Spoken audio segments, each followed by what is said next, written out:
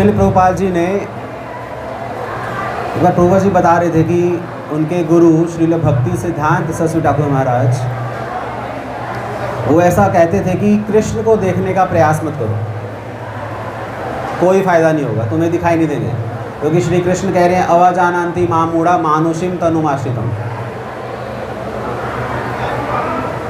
जो मूर्ख लोग हैं वो मुझे नहीं जानते और ना ही मैं उनके सामने प्रकट होता हूँ, ना हम प्रकाशस्य सर्वस्य।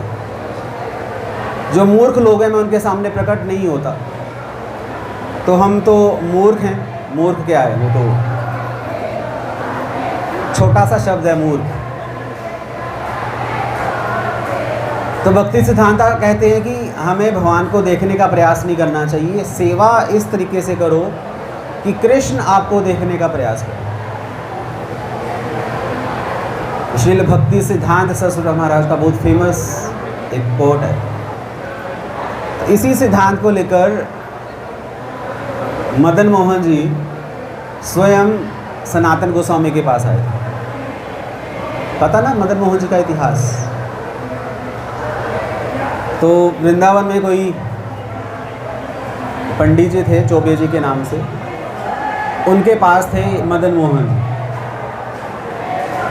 उनकी पूजा विधि सारी प्रॉपर सेवा करते थे। तो एक बार उन चौबे जी के सपने में मदन मोहन जी आए। उन्होंने बोला कि मुझे यहाँ पास में जो बाबा रहता है उसके यहाँ पर छोड़ के आओ।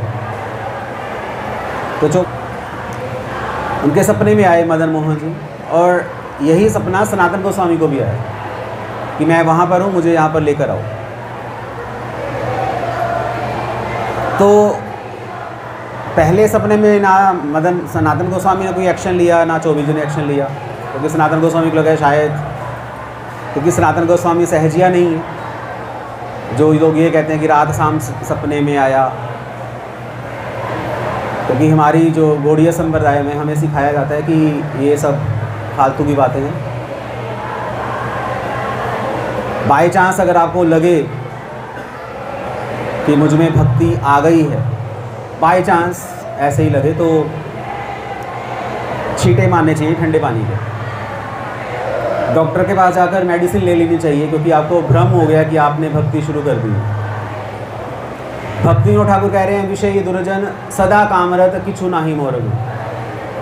चैतन्य महाप्रभु कह रहे हैं ना कि हे कृष्णा नामे प्रेम गंधो अस्ति दरापि में हरो, कि हे कृष्णा मुझ में प्रेम की गंध भी नहीं है। भक्ति ठाकुर कह रहे हैं मैं काम वासना से भरा हुआ हूँ, और हम लोग कह रहे हैं कि हमने भक्ति शुरू कर दी है, यहाँ हम लोग भक्त बन गए। तो ये कई बार वहम हो जाता है, कोई प्रॉब्लम नहीं है, गलती हो जाती है। तो इसकी ये कभी गलती मत कर बैठना कि हम भी भक्त बन चुके हैं, वो नहीं है। तो सनातन गोस्वामी को उनको पता है कि ये तो ऐसे ही है, मेरे मन का वहम है। तो नेक्स्ट टाइम फिर से दोबारा से भगवान कृष्ण सपने में आए, यही बोला कि मुझे उस बाबा के यहाँ पर छोड़ कर आओ। तो फिर जब सनातन गोस्वामी के पास मदन मोहन जी स्वयं आए, क्योंकि वो सनातन गोस्वामी से खुद सेवा लेना चाहते थे, तो सनातन गोस्वामी जी ने बोला मदन मोहन जी को कि मैं आपकी सेवा नहीं कर सकता, क्योंकि मैं खुद मधुकरी करता हूँ। आपको 56 भोग लगता है, तो मैं तो खुद, जो सनातन गोस्वामी वो खाते थे जिसको आप लोग बाटी बोलते हो, बिना घी वाली, बिना नमक अजवाइन वाली, कच्ची पक्की टाइप से। हम तो चलो घी में डाल के एक बाटी के साथ 1 किलो घी खा लेते हैं।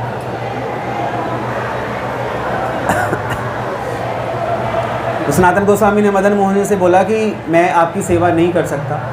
फिर मदन मोहन जी ने बोला कि नहीं, तुमसे जो बन पड़े तुम वही मुझे भोग लगा। तो सनातन गोस्वामी ऐसे ही, जय श्री राधा मदन मोहन। तो सनातन गोस्वामी, आरती होने वाली है क्या? तो सनातन गोस्वामी रोज मदन मोहन जी को बाटी वो ऑफ़र करते थे, भोग लगाते थे। तो भोग लगाते लगाते एक बार मदन मोहन जी ने सनातन गोस्वामी से बोला कि भाई थोड़ा नमक ही दे दो, ये तो बिल्कुल फीकी है। तो सनातन गोस्वामी ने बोला कि देखा, आज आपने नमक मांगा है, कल आप अचार मांगोगे, परसों घी मांगोगे तो मैं तो बेचारा गरीब आदमी, मैं इतना आपके लिए नहीं कर सकता। अगर आप चाहते हो कि आपको भोग लगे तो वो आपको ही कुछ ना कुछ अरेंजमेंट करना पड़ेगा, मेरे इतने कॉन्टैक्ट्स नहीं हैं। हालांकि सनातन गोस्वामी, अगर आप चैतन्य चरितामृत पढ़ो, कृष्णदास कबीर गोस्वामी कह रहे हैं कि चैतन्य महाप्रभु जब स्पर्श करते थे सनातन गोस्वामी का, तो सनातन गोस्वामी को बहुत दुख होता था कि मुझे महाप्रभु स्पर्श क्यों करते हैं। तो महाप्रभु ने सनातन गोस्वामी से बोला कि मैं तुम्हें स्पर्श कर रहा हूँ खुद को शुद्ध करने के लिए। ये महाप्रभु की स्टेटमेंट है, तो जिससे पता चलता है कि सनातन गोस्वामी का लेवल क्या है। तो वही सनातन गोस्वामी कह रहे हैं मदन मोहन जी कि मैं तो असमर्थ हूँ आपको भोग लगाने के लिए। तो कुछ ही दिनों के बाद, क्योंकि सनातन गोस्वामी जी वहाँ पर रहते थे द्वादश आदित्य टीला पर, यमुना जी पास में ही है, तो वहाँ से एक अमीर व्यक्ति नमक का व्यापार करने के लिए जा रहा था, तो उसका जहाज़ वहीं पर खड़ा हो गया, कीचड़ में डूब गया यमुना जी को।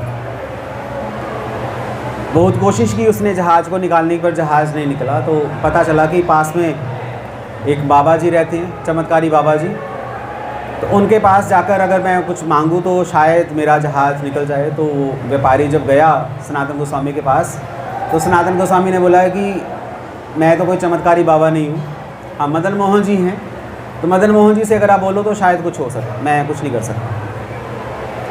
तो उसने जब मदन मोहन जी से प्रार्थना की तो उसी समय उसका जहाज़ निकल गया। तो व्यापारी जब उसको पता चला कि मदन मोहन जी यहाँ सनातन गोस्वामी की कृपा से मेरा जहाज़ निकला, तो उसने फिर वहाँ पर मदन मोहन जी की भोग की व्यवस्था की। उनको भोग लगना शुरू हो गया प्रॉपर विधि के साथ। तो फिर सनातन गोस्वामी के मदन मोहन जी की रोज़ डेली सेवा होनी शुरू हो गई। तो मंदिर जो बनाया वो बाद में बना है। कहते हैं कि इस व्यापारी ने ही मंदिर बनाने में काफ़ी योगदान दिया, पर ये है कि इस स्टोरी के पीछे मैसेज ये मिलता है कि मदन मोहन जी खुद सनातन गोस्वामी के पास आए सेवा करवाने के लिए। ऐसे भक्त भी होते हैं जिनके पास कृष्ण खुद आते हैं, हमारे पास नहीं आएंगे। इसका रीज़न यही है कि हम कृष्ण के बारे में नहीं सोच रहे, अपने बारे में सोच रहे। तो आरती के बाद हम क्लास करते हैं, हम आरती का दर्शन करेंगे। हरे कृष्ण। श्री मदन मोहन भगवान की बात आरती के बाद यहीं आएंगे तो सब डिस्कस करते हैं।